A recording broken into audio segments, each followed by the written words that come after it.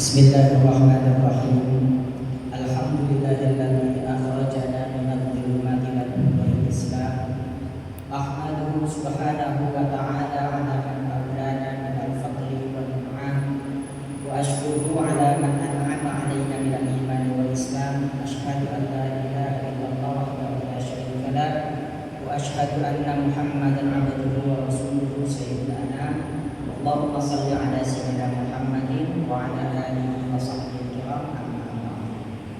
Hadirin jamaah salat zuhur, semoga kita semua diberikan keberkahan oleh Allah dan juga dirahmati oleh Allah Subhanahu wa taala. Saya meminta izin untuk menyampaikan sepatah dua kata yang berkaitan dengan tema yang saat ini insyaallah akan saya sampaikan, yang berkaitan tentang permasalahan menyelami makna sholat, hakikat sholat. Ada sebuah ungkapan, ini ungkapannya dinisbatkan oleh Syekh Hasan Al-Basri, di mana dia berkata, kalau Anda ingin seolah-olah Anda sedang berbicara dengan Tuhan, maka bacalah Al-Quran. Kalau Anda ingin seolah-olah Tuhan yang sedang berbicara dengan Anda, maka sholatlah dengan penuh kekhusyuan. Jadi ada dua ibadah yang secara langsung ataupun juga secara tidak langsung.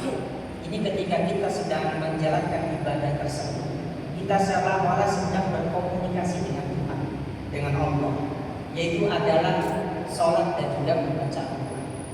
Di dalam sholat juga kita diwajibkan untuk membaca Quran minimal surat Al-Fatihah itu, sehingga mutlak bahwasanya ibadah yang di dalamnya kita bisa berkomunikasi langsung dengan Allah, berinteraksi langsung dengan Allah adalah melalui perantaraan sholat. Oleh karena itu kata Imam Al-Ghazali, dia pernah berkata, innal musalliya yunaji rabbahu. Orang yang sholat itu sejatinya adalah orang yang sedang bermunajat, sedang berbisik lirik kepada Tuhan. Jadi perkataan Imam Al-Ghazali ini juga memberikan suatu makna kepada kita.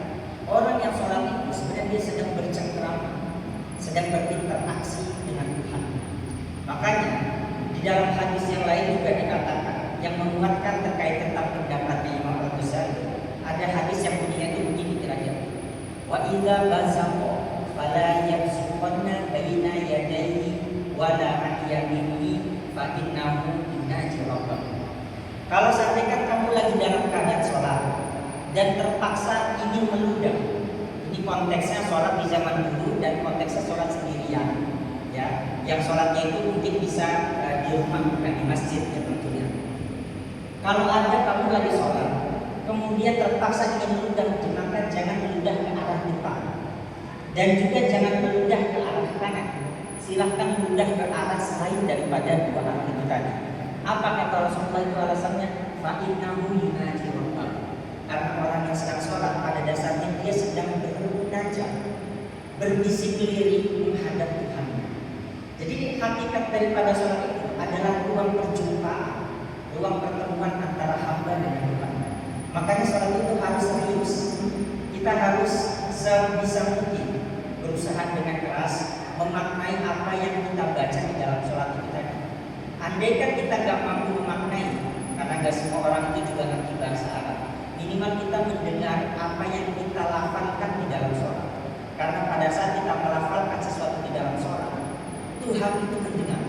Allah itu maha mengetahui apa yang sedang kita baca. Karena pada saat itu kita sedang berbincang-bincang dengan Allah tanpa kita sadar. Sehingga sholat itu harus serius. Sholat itu harus setidaknya kita berusaha untuk bisa jangan main-main. Karena ini kita juga perlu takut dari satu ayat ini. Ada ayat yang berbunyi begini, wala ya'tuna sholata illa wa hum kusala. Ini kata Allah ini memberi kabar kepada Nabi Muhammad. Wahai Muhammad, kalau seandainya kamu ingin mengetahui tentang bagaimana ciri-ciri para munafik itu, maka bisa dilihat dari sholat.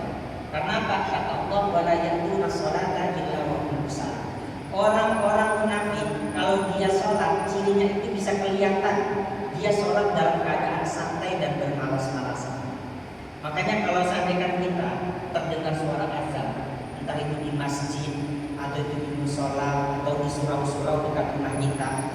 kemudian kita santai saja mendengar lafaz adzan tersebut, seolah-olah tidak ada perasaan yang membuat kita itu sudah semangat untuk mendatangi tempat sholat, maka boleh jadi ada ciri-ciri kemunafikan di dalam hati kita. Memang ayat itu ditujukannya kepada orang-orang munafik yang ada di masa Rasul. Cuma seolah-olah rasanya ayat itu seperti sedang menyentil kita, dimana ketika ada panggilan azan kita gampang banget menundanya. Bahkan lebih parahnya lagi, kita sering juga meninggalkan sholat itu. Padahal setiap hari Allah itu memanggil 5 kali dengan lantunan suara azan melalui lisannya para muadzin. Kalau seandainya kita tidak tersentuh di batinnya untuk segera mendatangi tempat sholat atau untuk segera sholat, maka boleh jadi ada ciri-ciri sifat munafik, kemunafikan di dalam hati kita. Oleh karena itu perlu kita bersihkan. Jadi sholat itu perlu kita gembirakan ketika datang waktu panggilan sholat. Minimal andaikan belum bisa bergembira semua, pura-pura bergembira dulu. Siapa tahu nanti lama-lama bisa jadi gembira gitu, gembira sungguh-sungguh. Jadi jangan sampai lagi ada keluar ucapan perkataan ketika terdengar suara azan, kita katakan cepat amat ini baru azan, sekarang azan lagi aja. Itu berarti kalau seandainya kita berbicara seperti itu, kayak nampaknya kita kurang ikhlas mendengar suara azan itu kan. Sehingga, dan satu lagi, ada sebuah hadis ini disampaikan oleh Rasulullah pernah memanggil Bilal ketika datang waktu azan. Ya Bilal, aqimis sholata arihna biha.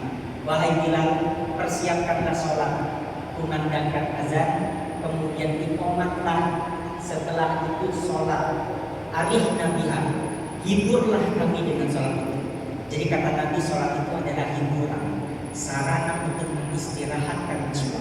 Jadi setelah kita capek dalam bekerja dari pagi ketemu sampai sore lagi, maka di sela-sela datang panggilan azan itulah sebenarnya waktu kita untuk mengistirahatkan jiwa kita, waktu kita untuk bermunajat, bertemu, berjumpa dengan Allah yang telah memberikan kepada kita rezeki.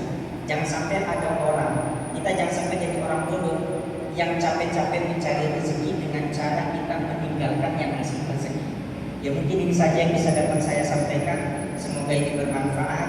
Lebih kurangnya saya akhiri. Wallahu a'lam bishawab. Wassalamualaikum warahmatullahi wabarakatuh.